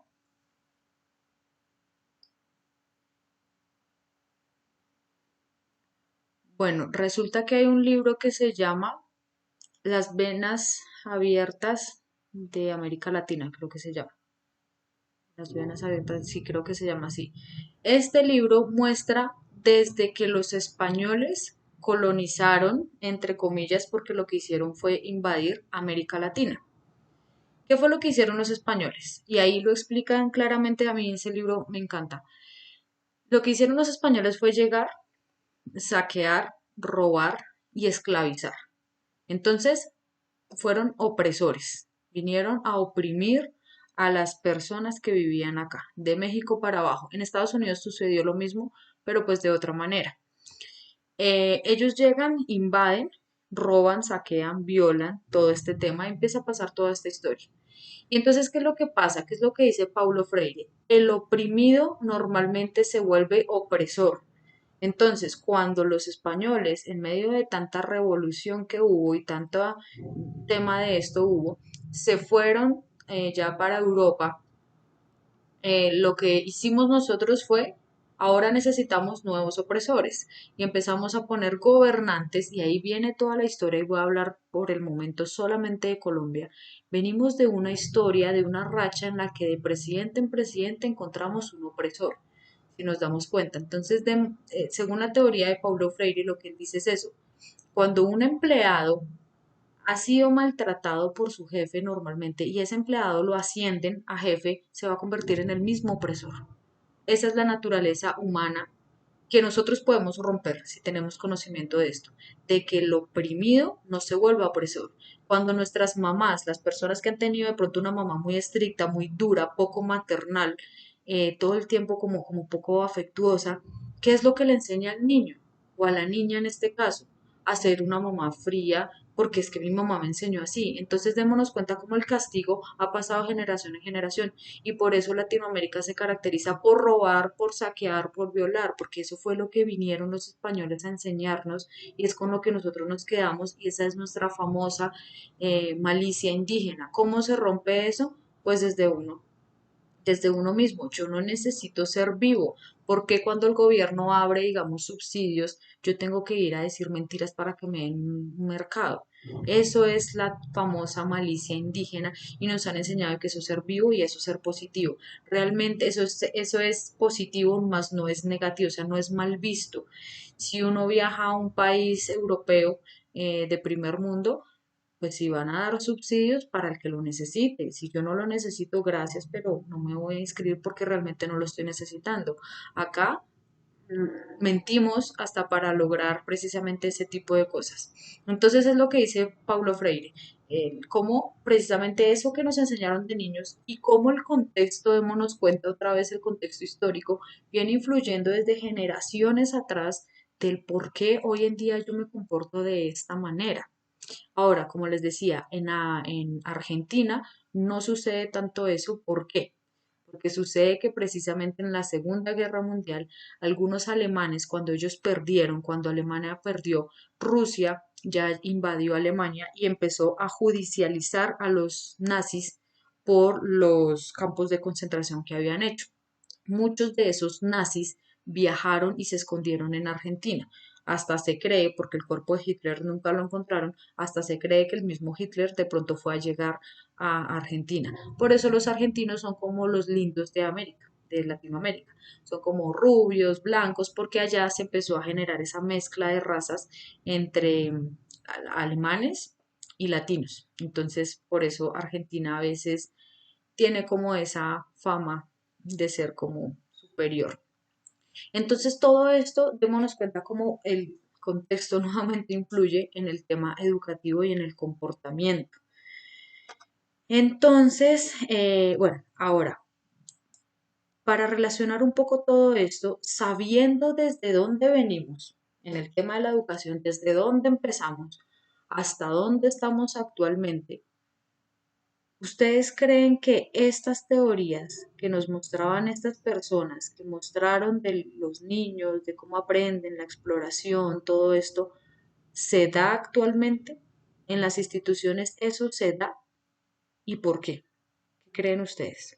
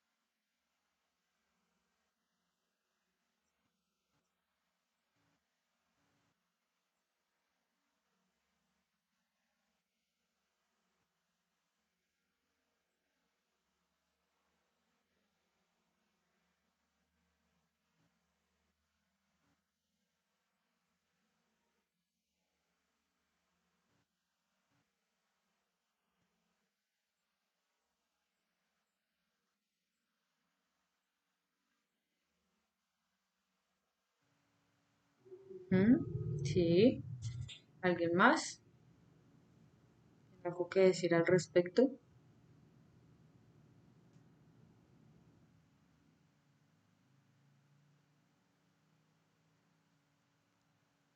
Bueno, resulta que actualmente sí reconocemos todo esto. Si nosotros vemos un lineamiento curricular de la Secretaría de Integración Social que pues tiene sus jardines infantiles abiertos pues para la primera infancia, ahí dice claramente, el niño tiene varias dimensiones, dimensión motriz, dimensión social, dimensión emocional, y se les va a trabajar de tal y tal forma. Y se entiende, o sea, miren, el concepto exploración, el concepto individual, el concepto como de formar como la identidad está expuesto ahí. Pero ¿qué es lo que sucede? Porque, por ejemplo, en un colegio público, porque en un colegio público todavía estamos viendo este modelo. En un colegio público, si nosotros vamos, y de hecho muchos privados también, se ve este modelo, pupitres mirando hacia el tablero, el profesor dictando su clase y punto se acabó. No hay tiempo de hacer preguntas, no hay tiempo de refutar mucho, sencillamente repitan lo que yo estoy diciendo, copien en sus cuadernos lo que se les está dictando y punto se acabó, sabiendo toda esta teoría, sabiendo todo este tema los docentes y también diciéndolo. El PEI del colegio dice, nos caracterizamos por la innovación, no sé qué tal, y no funciona, no se da como tal. ¿Por qué se da todo esto? Resulta que una cosa es la demanda y otra cosa es la oferta. La demanda de los colegios es bastante. Hay mucho niño que se inscribe, más que todo en los públicos. Mucho niño que se inscribe y es normal para un docente de aula de institución pública encontrar de 40 a 45 niños en un aula de clases. O sea, imagínense de verdad enseñarle a 45 niños uno a qué horas acaba. Entonces, finalmente el docente es mucho más fácil hacer este modelo, el modelo conductual. Siéntese, cállese y escuche, porque yo soy el que tengo la razón y punto. Hay otras, eso pasa por una parte. Por otra, sucede también que hay instituciones que son dirigidas por personas que piensan de esa manera. Me sucedió en una institución, yo era docente de español y yo intenté enseñarles de otra forma. Sucedió que después decían que yo no era buena docente porque los niños no tenían el cuaderno lleno. Yo lo que refuté es que un cuaderno lleno no implica que el niño no esté aprendiendo, no, el niño tiene que llenar el cuaderno. Entonces a veces también hay instituciones educativas que están como dirigidas por personas que piensan de esa manera y el docente precisamente, y eso sucede mucho en Latinoamérica y pues lo hablo directamente desde el contexto de Colombia también, el docente tiene que como moldearse a por sus necesidades. Yo necesito que me paguen, yo necesito un trabajo. Yo, por ejemplo, docente, yo soy mamá, yo soy papá, tengo que pagar cuentas, tengo que pagar cosas. Ya, me tocó dejar toda esta teoría y dictar una clase como me lo dice la institución en la que estoy con tal de que me paguen. Y eso pues también es como jugar con el tema de esa independencia del docente, por eso tanta como protesta ante esa situación. Ahora, el modelo, por ejemplo, Montessori, de Dewey, la socialización, todo esto que se presenta, por ejemplo, en estas imágenes, hoy en día no se da porque también. Resulta que ha venido un tema sucediendo, el tema, me parece a mí, lo digo desde mi perspectiva, de sobreprotección. A los niños hoy en día no se les puede decir vamos a sacar, vamos a desenterrar papa, vamos a sacar zanahoria, porque de pronto al tocar tierra les entra una bacteria, un virus y hasta ahí fue el niño, ¿sí? Hoy en día los niños son más enfermizos, pero ¿por qué son más enfermizos? Primero, porque obviamente hay más contaminación. Estos niños que estamos viendo en esta fotografía no estaban expuestos a tanta contaminación como a la que hoy en día sí estamos expuestos. Es decir, han venido mutando microorganismos y tenemos muchas más bacterias y mucho más. Ahorita en tema de pandemia es mucho más delicado. Hoy en día un niño, y démonos otra vez cuenta de esto, un niño de hoy que ya por fin está en colegio presencial no puede socializar de la misma manera como un niño hace 3 años. No se le acerque a su compañero, no abrace a su compañero, no lo toque. ¿Dónde queda la parte social? ¿Sí? Y todo el tiempo con tapabocas. Entonces, cada vez estas dinámicas van cambiando. Y a esto sumémosle el tema de la sobreprotección. Y esto va para familias y docentes, bueno, de pronto no tanto para docentes, sino la institución como tal. Hay familias que el niño no puede tocar nada, no puede tomar agua de grifo, no puede porque se enferma y va y le pasa algo. Y en esta época pues era muy distinto, ¿sí? Eso por una parte. Por otro lado, el tema de las leyes. Ya como se ha venido instaurando tanto el maltrato infantil, ahora todo se le llama maltrato infantil. Al niño ya no se le puede subir un poco el tono de voz porque es maltrato infantil. Y entonces también vemos casos en que si bien el maltrato infantil existe y es real porque hemos visto casos, también existe el caso en que el niño se aprovecha y entonces hace lo que se le da la gana y medio uno intenta levantarle la voz y eso ya es maltrato. Entonces hay por ambas partes. Por eso también, digamos, muchos de estos modelos como de escuela nueva, se llama así, escuela nueva, no se pueden dar actualmente por ese tema también normativo del maltrato infantil. Si, por ejemplo, en algún momento actualmente sucediera el ejemplo que les comentaba del niño que se perdió y que volvió y que eso es hasta para poner en cárcel a la docente que estaba a cargo del niño. ¿Sí? Y les voy a poner aquí el ejemplo que yo les comentaba de mi experiencia. En algún momento en la universidad yo tuve la oportunidad de hacer unas prácticas pedagógicas en la institución IDIPROM con adolescentes. Sucedía que la institución a la que yo fui, que es fuera de Bogotá, atendía a niños, adolescentes que venían directamente de hogares de, por ejemplo, los papás ambos eran habitantes de calle o consumían droga, alcohol, pues en exceso y vivían en condiciones muy, muy pobres. Estos muchachos pues fueron llevados allá precisamente para evitar que cayeran en como en la misma dinámica. Algunos ya consumían todo esto, pero pues la idea era alejarlos de esto. Esta idea la comenzó precisamente un cura y lo que él hizo fue crear una institución en donde estos chicos pudieran vivir allá. Tenían cama, tenían, pues era como un orfanato, por decirlo así, pero entonces la diferencia era la siguiente. El cura les ponía acciones, les ponía como trabajo precisamente y les decía, bueno, el salón tal o los estudiantes tal tienen que regar las plantas del jardín esta semana. Ustedes tienen que tender la cama esta semana. Ustedes tienen que poner los platos del almuerzo esta semana. Así se dividían como las tareas del lugar. Y cuando hacían esas tareas, el cura les daba un dinero, tenían como una especie de banco, un dinero de mentiras. Pero con ese dinero ellos por la tarde iban y se compraban su almuerzo, iban y se compraban su desayuno. Si se antojaban de algo, iban y compraban algo. Era dinero didáctico, pero ¿cuál era la intención del cura? Era realmente generarles a ellos el valor de ganarse las cosas, el valor de hacer algo por ganar dinero y pues por trabajar, por ser un ciudadano competente, de que no salgan de allá como sucede en muchos colegios de bachiller que atienden niños, que atienden adolescentes en condiciones de drogadicción y todo esto, y salen sí con un título de bachiller, pero ¿y ahora qué? ¿Ahora qué? Si sabemos que con un título de bachiller a mí no me contratan, sino en trabajos muy básicos.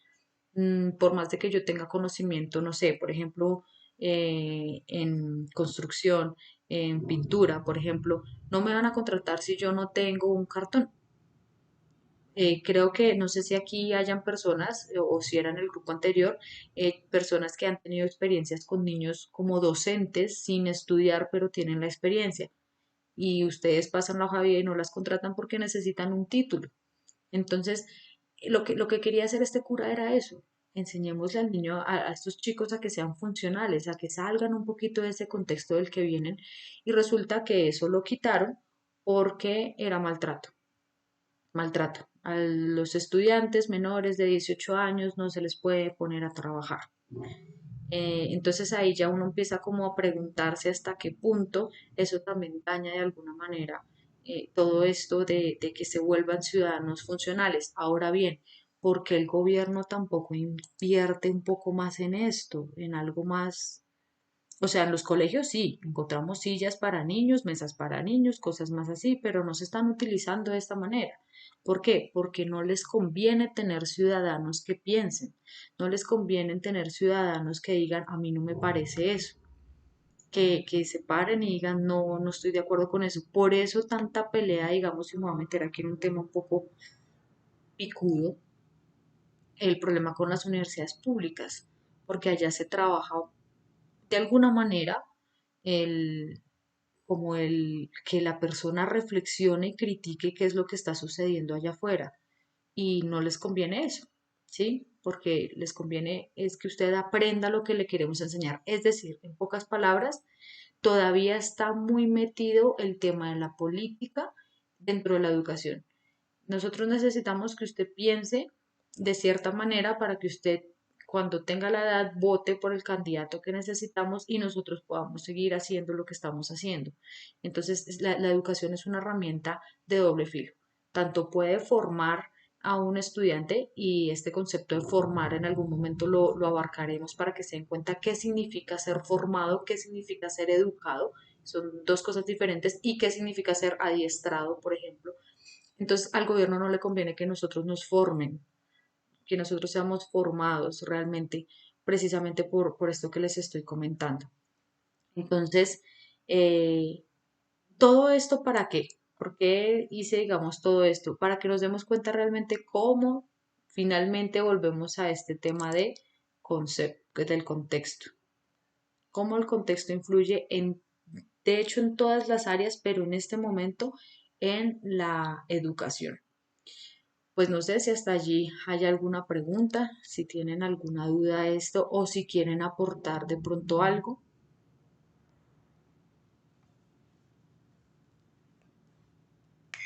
Si todo quedó claro. Aquí la actividad número 1, que es la que deben hacer durante este tiempo. Entonces, actividad 1 para realizar. De acuerdo con lo anterior, observe el siguiente video y responda a estas preguntas. Esto lo pueden desarrollar en un Word y lo suben al Classroom. Lo pueden hacer en estos días, o lo que les decía, tienen el plazo hasta el 28 de febrero. ¿Qué les aconsejo yo? Que la vayan adelantando, que no se les vaya a acumular con las demás actividades, pues para que la puedan hacer a conciencia. ¿Listo? Entonces, bueno, hasta ahí. No sé si tengan algo que decir, algo que aportar. Me dicen acá, modelo tradicional, aprendizaje por refuerzos positivos, no había mucho tacto, sino más veracidad. Sí, ahora, con esta idea que dice Camila, no quiero tampoco que estigmaticemos un poco el tema de la educación tradicional como mala y educación nueva como buena. No, porque realmente si nosotros nos ponemos a pensar, la educación tradicional funciona. El niño a punta de planas aprende a escribir. La plana funciona. El golpe funciona. Eh, y a veces no es malo. De hecho, hasta por eso es que las mamás todavía a veces siguen aplicando el tema del golpe. Por alguna razón no siempre es malo, o sea, no lo podemos estigmatizar. Desde mi experiencia, ¿yo qué puedo decir? Hay niños que realmente aprenden con planas, o sea, esto es la teoría, esto es lo que ha sucedido, esto es como ha venido transformándose y es lo que sucede ahorita en la actualidad, lo que les digo, tenemos teoría, pero lo tradicional todavía sigue puesto en la educación. Ahora, ¿qué es bueno, qué es malo? Depende cómo se aplique y también depende del estudiante. Y eso se aprende en la experiencia. Ustedes ya cuando tengan la posibilidad de estar con los niños, ustedes se van a ir dando cuenta cómo este niño en particular aprende. Yo he tenido niños, por ejemplo, con situaciones de dislexia y por más de que he intentado hacerles actividades de exploración, de que vamos a esto, a lo otro, un niño con dislexia se caracteriza porque de pronto confunde las letras, no escribe muy bien. Cuando, por lo menos el niño al que me refiero, él no, al hacerle un dictado no escribía y no nos habíamos dado cuenta de esto porque la profesora normalmente utiliza mucho el tablero. Entonces la profesora llegaba, escribía en el tablero fecha, título y empezaba a dictar y el niño tal cual transcribía. No nos habíamos dado cuenta de que él tenía una situación de dislexia. Hasta que un día yo le dije a la profesora que porque no intentaba no escribir en el tablero, sino más bien dictar, hacer un dictado. Y ahí nos dimos cuenta de que el niño no sabía escribir, él sabía transcribir. Así tal cual como si yo les pusiera un dibujo aquí enfrente y les dijera dibujen lo que están viendo, lo pueden hacer. Pero si yo, por ejemplo, les dijera que lo dibujen así sin ver, no sé, dibujen una bicicleta, ese es un ejercicio que se hace, dibujen una bicicleta, no la pueden dibujar porque nunca nos hemos sentado como a mirar realmente cómo es realmente la forma de una bicicleta. Entonces, lo mismo le pasaba a él. A la hora de dictarle, no escribía. Y con él yo intenté todo el tema de exploración, de que mira el muñequito, de que vamos a explorar aquí, de que vamos a hacer esto, materiales, cosas, y no. Hasta que yo dije, nos tocó modelo tradicional. Sentado, vamos a hacer planas, cuaderno ferrocarril y hagamos planas. Y empezó y la repetición le ayudó. Es decir, el modelo tradicional no es que sea malo, es también la manera como se aplica. De pronto sí, a veces se aplica como castigo, es decir, el niño le pegó al amigo y ponemos plana, no debo pegarle a mi amigo y va a escribirlo 50 veces, pues creo que ya no se aplica de una buena manera. Entonces es más que todo eso, no quiero que estigmaticen de algo bueno o de algo malo, sino que realmente ambos funcionan y hay que aprender. Precisamente es ahí donde está la labor del docente, aprender a cómo generar ese equilibrio. Y lo que decían al principio de la clase también es muy cierto.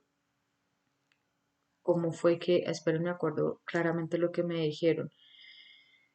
Ay, se me fue. Bueno, que las docentes, bueno, había alguien que decía que la docente realmente no hace mucho. No es tan así. La docente, los docentes tenemos la labor de provocar el aprendizaje, de provocarlo. Es decir, por eso es que el docente tiene que sentarse a planear la clase. Yo qué es lo que voy a enseñar, pero cómo provoco al niño para que él solito vaya.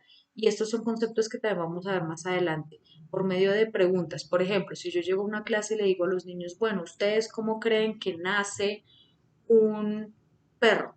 ¿Cómo nace un perro? Empiezan a haber especulaciones, empiezan a haber cosas y cómo yo desde mis preguntas empiezo a llevar al niño a una respuesta. Entonces yo les digo, bueno, ¿cómo nace un perro? No, yo creo que nace de esta manera, por medio del ombligo, por eso salen un poco de cosas ellos dicen. Y entonces, bueno, ¿y por qué será que pasa esto? ¿Y por qué será que ellos toman leche de la mamá? Y todo esto, yo misma empiezo a provocar que ellos lleguen a la respuesta. Esa es una manera como enseñarles a ellos.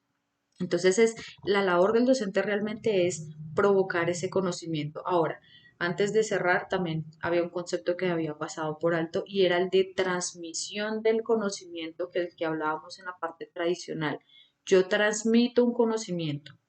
Si fuera así esto, de esta manera en esta clase, yo asumiría que ustedes no tienen ningún conocimiento en este momento y yo les estoy dando de mi conocimiento a ustedes, se los estoy transmitiendo.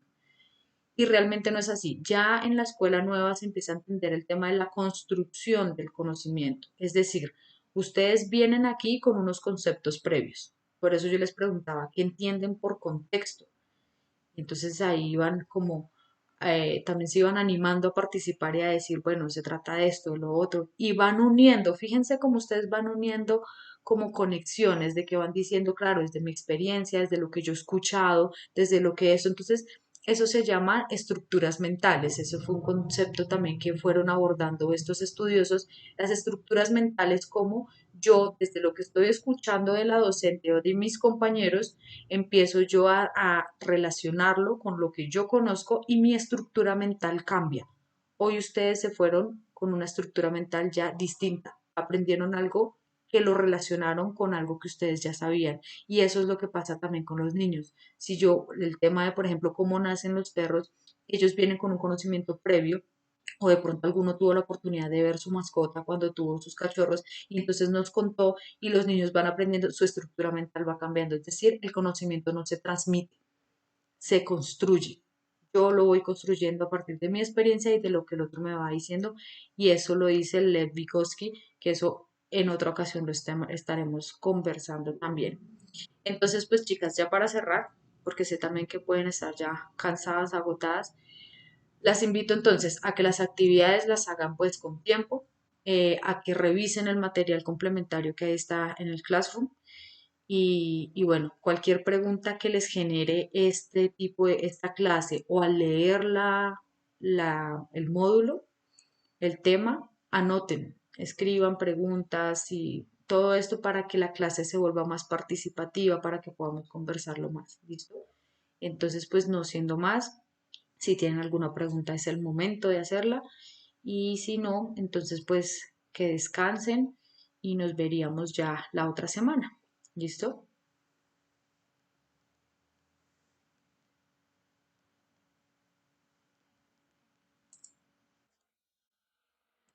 Listo, que descansen entonces.